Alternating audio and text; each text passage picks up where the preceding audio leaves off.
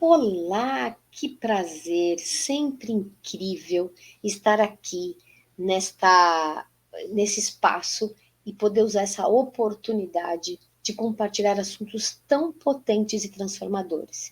E hoje, como era de se esperar, o assunto é de fato muito importante. Nós vamos falar sobre vícios. Quais os tipos de vícios que nos impedem de ir adiante, de alçar voos, de pegar as rédeas da nossa vida? Tem algum tipo de vício que prejudica mais ou algum tipo de vício que prejudica menos? Como que a gente entenderia a manifestação de todos os tipos de vício, seja ele em que esfera for na nossa vida e que acaba impedindo a gente de caminhar com as nossas próprias pernas? Tudo tem uma raiz. Nada que nos impacta, nada que gera um sintoma físico é do nada, é simplesmente um acaso ou tampouco genético ou hereditário.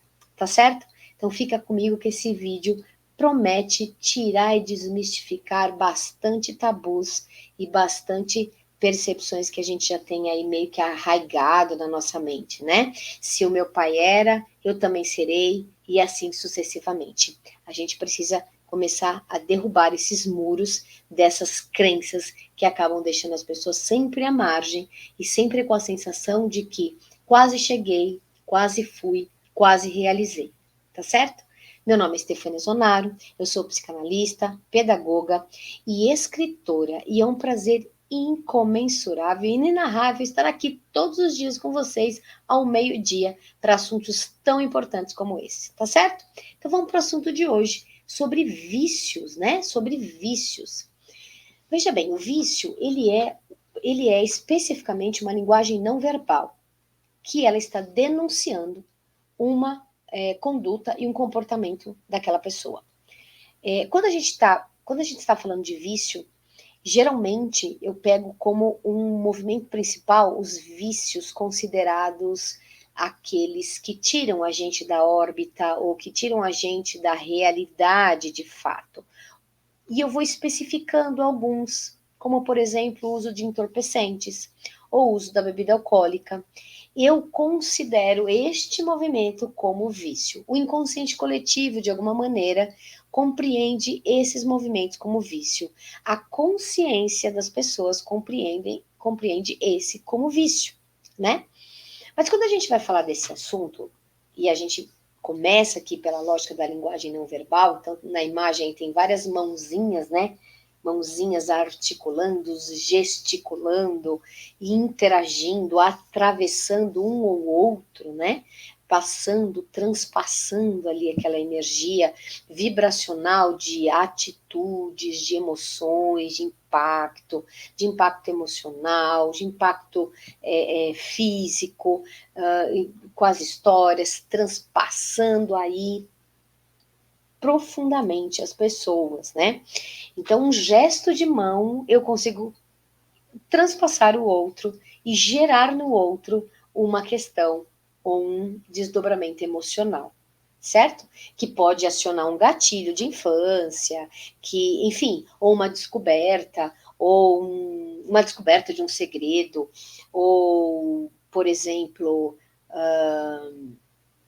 uma sensação, uma, uma raiva, uma emoção, uma alegria, enfim, o movimento, o som, a presença, ela transpassa o outro. Então, para a gente caminhar aqui, então eu gosto de trazendo uma filosofia, uma reflexão, a gente vai contornando um caminho e vamos desvendando esse mistério. Então, quando a gente fala de vício, a gente está falando especificamente de linguagem não verbal, tá? Quando eu penso no vício, eu penso no álcool e penso no entorpecente, certo? Mas não se resume apenas a esses vícios, tá? E aqui a gente precisa sempre compreender e tirar aquela percepção de julgamento, né? De levantarmos bandeira contra ou negativando ou apontando como erro. Não é o nosso objetivo. A gente aqui com esses vídeos, eu tenho esse cuidado de trazer os assuntos de forma neutra e que não é para julgar mesmo. E por isso que a gente vai para além do vício, né? Do vício da bebida e do entorpecente. Eu já começo aqui tirando um tabu, tá? Não é hereditário. Nenhum vício é hereditário, nenhum vício é genético, nada. Aquela teoria, se meu pai tem uma predisposição ao uso do álcool, ou a minha mãe tem uma predisposição ao uso do álcool, não está interligado à minha possibilidade de ter, de fato, concretizado a utilização do uso de álcool. Assim como de cigarro, assim como outras tantas questões que a própria psicanálise e a próprio estudo do inconsciente ainda, ainda engatinha um pouco. Mas quando a gente vai indo para a neurociência e a gente.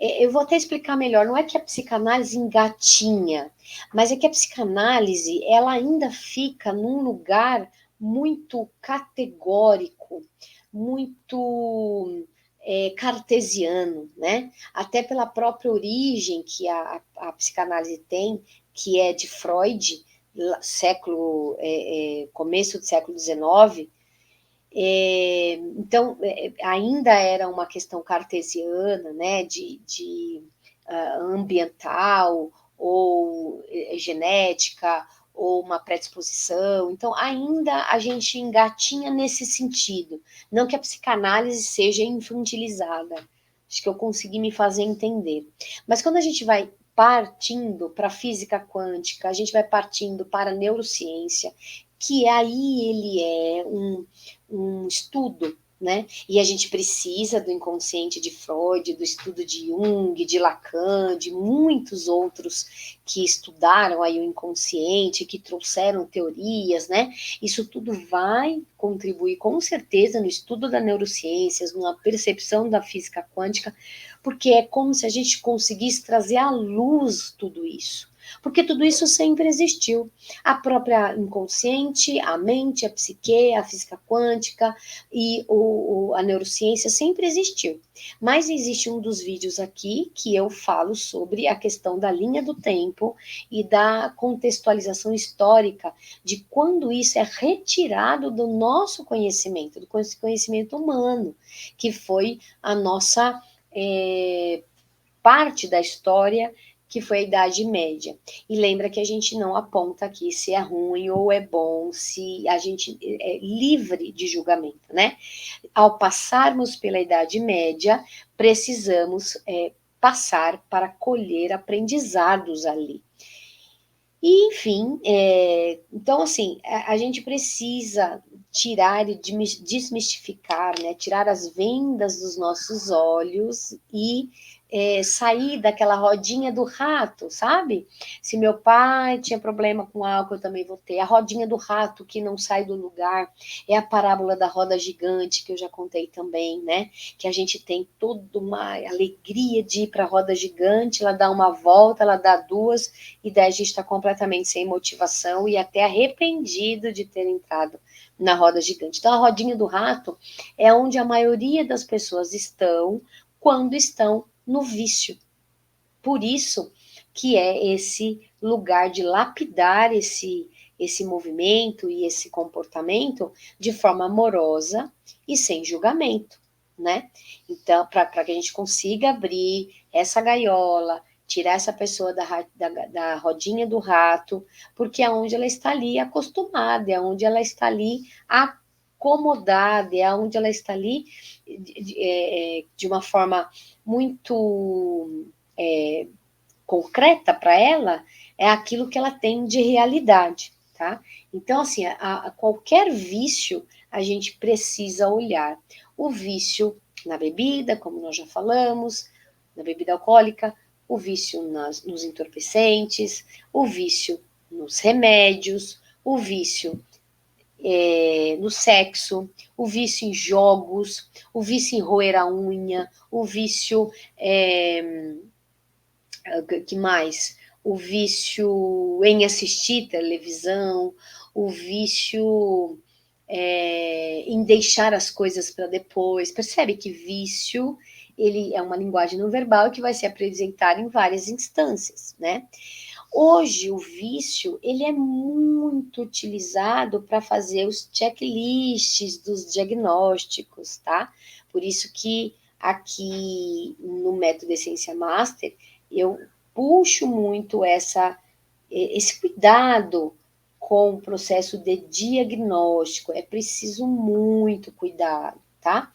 Não afirmo aqui que não existe os diagnósticos de transtornos ou de síndromes, tá? Mas para a gente dar um diagnóstico é necessário muito cuidado. É preciso muitos avaliações, né? Não é um teste de internet que você vai fazer, nem um teste de responder X. Não é só isso. É muito mais do que isso, tá? Eu ainda vou fazer um vídeo aqui com duas histórias diferentes de duas crianças, filhos de pessoas que eu atendo. Uma estava com um encaminhamento para diagnóstico de hiperatividade para o seu filho de 4 anos e o outro com a diagnóstico do TEA também para o seu filho de 4 anos, tá? E como que a gente, olhando as mães, olhando os pais, olhando o sistema familiar, a gente conseguiu calibrar essa relação com as mães. Mas é como eu falo, esse assunto não é para esse vídeo de hoje, é para um outro momento, já está inclusive selecionado lá nos temas que eu vou trabalhar, tá bom? Aqui é só realmente a lembrança e o convite para que a gente observe esse universo de diagnósticos, tá? Diagnósticos desenfreados. É preciso tomar muito cuidado, tá certo? O que vai encaminhar a gente para a questão do vício? Então, a gente vai olhar o mundo emocional, as emoções. Então, no vídeo anterior, eu falo para vocês, então eu convido você a voltar lá para compreender esse mundo das emoções. Quais as emoções que vão alimentar esse universo do vício? São todas as emoções que criam ilusões, tá? Então, eu vou ter o medo. O medo é um exemplo. O medo é um exemplo de emoção que é alimentada pelo processo das ilusões, né? Por quê? Por exemplo, se eu for olhar o medo profundamente, ele tem 4 formas de se demonstrar. É o medo da vida, é o medo da morte, é o medo de perder e é o medo da solidão, tá? Então, assim, é o medo da vida, é uma ilusão. Porque se a gente nasce, subentende-se que a gente está vivo. E a partir desta percepção, é preciso que eu realize. E todas as vezes que eu adio, que eu não realizo, que eu adoeço, que eu estagno, que eu não avanço, eu não estou vivendo. Então, eu estou sobrevivendo, né, na realidade. E quando a gente fala de sobrevivendo, é uma sobrevida. Que sobrevida é essa? Uma sobrevida do nosso propósito de vida. Então a gente é tudo como se estivesse faltando peças do quebra-cabeça. Por que eu falo aqui? Por que aqui a abordagem é essa? Porque aqui eu vou trabalhar com as conexões dos corpos. Então eu vou trabalhar com o meu corpo físico, eu vou trabalhar com o meu corpo espiritual e eu vou trabalhar com o meu corpo mental. Eu já sei que aqui dentro do método Essência Master, então aí eu reafirmo com vocês que quando eu falo do campo mental, eu estou falando de todo o meu processo da psique, do meu campo consciente e inconsciente e do aparelho cerebral, que não é uma tecnologia apenas terrena, certo? Eu vou trabalhar com o meu campo espiritual, que é o campo que não é do espírito como se conhece dentro das filosofias religiosas, que trabalha com a conexão com o espírito, outros espíritos. Não, é com o meu próprio espírito, com a minha própria conexão do meu espírito com a minha essência. O espírito, ele está aqui para essa experiência. E essa experiência, ela é conectada a uma essência. Essa essência é minha alma. A minha alma, ela é conectada ao meu eu superior. Então, quando eu falo de mundo espiritual, eu estou falando neste lugar. Então, aqui, eu não vou tratar da religião. Qualquer religião, a pessoa pode e vai conduzir a sua religião dentro da sua melhor maneira de se dedicar. Não há um questionamento sobre isso, tá? E o corpo físico. O corpo físico no sentido de que, quando eu estou falando do vício, o vício ele é um sintoma. Ele é um sintoma que vai demonstrar para mim que essa pessoa está com um desequilíbrio na energia yang. A energia yang é representada no nosso inconsciente pela energia do pai, tá? Então, quando eu tenho esse universo da ausência do pai, então, como eu já expliquei, a ausência de pai, eu posso ter a sensação dessa ausência dessa energia yang quando o meu pai é ausente em 4 possibilidades. Quando ele trabalha demais, quando ele é omisso, a voz dele não aparece nas decisões da família. Quando ele é muito violento, agressivo na forma de lidar com as pessoas da família, do sistema familiar, ou se ele morreu, tá? Então, qualquer uma dessas 4 possibilidades vão me gerar a dificuldade de concretizar coisas, a dificuldade de agir perante uma situação, porque o yang é a força de ação, é a força externa, é a força que impulsiona, é a força do dinheiro, por exemplo, é a força do material, é a força da estrutura.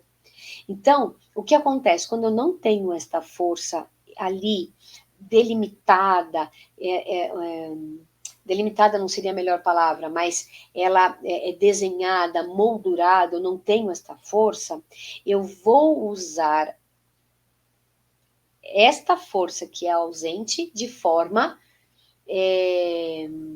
reativa. Então, eu vou ter energia feminina, a energia masculina, aliás. Eu vou ter energia yang, eu vou levantar, eu vou trabalhar, eu vou realizar, eu vou fazer um monte de coisa. Por isso que é um pouco difícil as pessoas entenderem. Mas, Stefânia, se você está falando que a força yang é a força de ir para a vida, eu vou para a vida, todo dia eu acordo. Sim, mas é de forma reativa. E essa reatividade, ela vai sendo sempre alimentada pelo campo das ilusões. Porque essa reatividade, vou estar sempre me defendendo, eu vou estar sempre atacando. Ou seja, o meu cérebro, lembra aquele instrumento que não é uma tecnologia só terrena? Ele vai estar sempre naquela percepção do cérebro primitivo, que é a necessidade de atacar ou fugir. O cérebro primitivo, ele é acionado, e eu trabalhando só com ele vai ser o lugar onde ele vai trabalhar com a gente sobre o ponto de vista dos desejos, o ponto de vista como é que fala? Desejos, o ponto de vista primitivo, né? Então, é o cérebro primitivo, é o ponto de vista dos desejos, dos impulsos, né? Desejos, impulsos e infância. Então, o cérebro primitivo, que é esse acionado a partir do medo, então, o medo apresentado naquelas 4 hipóteses, naquelas 4 possibilidades que eu te trouxe, ele vai estar ao lugar dos desejos, do impulso e da criança. Então, o que vai levar para o vício? O que leva para o vício é aquilo que eu sinto falta. Então, se eu sinto falta e se eu tive um desequilíbrio, uma desarmonia na minha fase oral, eu vou ter vício no cigarro, eu vou ter vício na bebida. Então, não é hereditário, é uma relação e uma reação comportamental, certo? Se eu tenho já um desequilíbrio na fase anal, eu vou ter um vício grande em omitir e mentir, por exemplo, que é um vício, né? Mentir, omitir, ao mundo das ilusões, né? O mundo do cigarro, o mundo da bebida, por exemplo, ela vai tirar a gente do centramento, né? Então, eu entro num looping de desespero, que é o cérebro primitivo no impulso, e eu vou para o cigarro gerar uma espécie de calmante para esse cérebro. Então, eu crio uma ilusão, né? A mesma coisa a bebida eu entro nesse lugar de perder mesmo a nosso foco, né? Eu até coloquei 2 sapos aí com esse olhão gigante, que é o movimento desse cérebro acionado no modo primitivo, né? Então, os sapos, eles são considerados um dos animais, assim, bem antigos, né? E esses olhões fissurados ali, então, quando a pessoa, ela tá nesse modo ilusão, ela não consegue fechar os olhos físicos para que o olho psíquico consiga encontrar o equilíbrio. E aí eu vou explicar, você vai entender por quê até o final desse vídeo, tá? Então, qual que é o caminho que eu preciso fazer para que eu possa começar a dar um outro lugar para minha pessoa, para o meu espírito, para o meu físico e para minha alma? Eu preciso encontrar outro lugar para eu sair do vício. É encontrar a minha essência. Lembra que eu falei? Né? Então eu tenho o meu corpo físico, o espírito, né? E eu tenho o meu cérebro, que é a minha mente. Então eu preciso fazer de uma maneira que eu alinhe todos eles. Então, o corpo físico, ele vai estar sendo sempre acionado pela personalidade, pelo ego. Então eu preciso equilibrar esse ego para que esse ego ele venha para esse centramento. Eu preciso dar paz para o meu cérebro, para que eu possa realmente me conectar com a glândula pineal e eu possa usar não tanto o cérebro preocupado, mas sim o cérebro intuitivo, né? E aí eu vou trazendo para este equilíbrio e vou encontrando a minha essência, que é a minha alma. A minha alma, ela veio para a Terra para fazer alguma coisa que eu já sei o que é. A única coisa que está escondida dentro dos traumas da infância, escondida dentro da busca da sobrevivência pelo cérebro primitivo, escondido pelos medos. Então, dependendo da emoção que aquele indivíduo cultiva, e aqui a gente está tratando especificamente do medo. Então, a gente deixa de usar o cérebro intuitivo para usar o cérebro preocupado. E o que esse cérebro preocupado ele vai gerar? Ele vai gerar doenças físicas, tá? Então, eu preciso eu preciso entrar nesse labirinto, achar o fio da meada e encontrar a minha essência. E quanto mais eu encontro, menos viciado eu fico. Menos da necessidade de acalmar esse cérebro primitivo eu fico, porque eu consigo acalmá-lo de outra maneira. Eu consigo entrar numa perspectiva de confiança, de fé, de tranquilidade, para seguir os passos em direção ao meu servir para o planeta Terra, tá? Então, hoje o vídeo é bem filosófico, né? Porque o meu servir para o planeta Terra, olha como ele é emaranhado, sei a palavra errada. Olha como ele caminha, ele constrói uma egrégora, uma rede, né? Olha quando a gente olha essa rede, ela não parece uma colmeia. Então, vamos pensar assim, cada bolinha dessa daí, ela representa uma vida. E essa vida, ela tem o seu propósito, o seu servir. Então, cada bolinha dessa, ela vai representar o servir e vai representar um trabalho na terra que a pessoa vai desenvolver, aí depende da profissão, tá? Não estamos falando aqui de profissão, não é teste vocacional isso. Propósito de vida você não descobre com teste vocacional. Propósito de vida você descobre com meditação. Propósito de vida você descobre com autoconhecimento. Propósito de vida você descobre entendendo quem é você, de onde você veio e o que você precisa fazer. E para entender isso, é preciso, primeiramente, começar pelo processo da terapia, que é conseguir nomear as emoções, conseguir nomear, porque eu só consigo mudar se eu reconheço o que eu tenho. Eu só consigo parar de ter medo e de alimentar um cérebro, um comportamento, um cérebro preocupado e um comportamento de ilusão, se eu reconheço que eu tenho um cérebro preocupado e um comportamento de ilusão. Enquanto eu não reconheço, eu não mudo. Por quê? Eu fico na negação. Ah, isso não é para mim, isso não faz sentido para mim, isso não é meu, né? Isso, né? E vai e não desenrola. Mas aqui no meu método, o que, que eu faço? Eu vou lá no seu mapa transgeracional e eu encontro um remédio lá dentro. Como? Através de estudos ambientais, comportamentais e emocionais. Certo? E aí eu vou usar os sintomas físicos das doenças para identificar qual é a forma que essa pessoa está pensando em segredo lá no profundo do ser dela. Tudo bem? Por que, que eu estou falando aqui que é um cérebro, o cérebro, a pessoa que tem muito vício, ela está nas ilusões, tá? Então, lembra, eu já falei em um outro vídeo sobre a pineal, né? Então, a pineal, ela tá aí no nosso cérebro. Eu peguei essa imagem bem interessante aí, que é para gente cada vez mais tirar o tabu de que o nosso cérebro, ele não tem explicação, tá? Nosso cérebro tem muita explicação. E quando a gente fecha os olhos físicos e entra em processo de reconhecer como funciona esse mecanismo todo e que não é uma tecnologia terrena apenas, a gente começa a compreender que a gente tem as respostas todinhas programadas dentro da gente. E uma maneira da gente sair do mundo da preocupação é a meditação.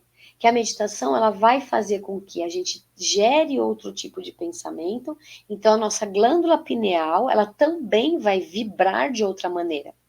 Quanto mais eu vibrar e pensar de forma leve, de forma confiante e que eu saia desse cérebro primitivo, que é da sobrevivência, que é do fugir ou lutar, e eu vou saindo desse comportamento de desejos, de impulso, o primitivo, da criança, o pensamento infantil, que vai sendo alimentado pelo trauma, pelas emoções de medo, pelas emoções de culpa, de raiva, e aí eu vou mudando este pensamento para um pensamento mais confiante, um pensamento mais conectado à minha essência, um pensamento que não está sobre o modo de sobrevivência, né? Ele está no modo de consciência, de tomada de atitude. Eu saio do mundo traumático e vou entrando para o mundo consciente, certo?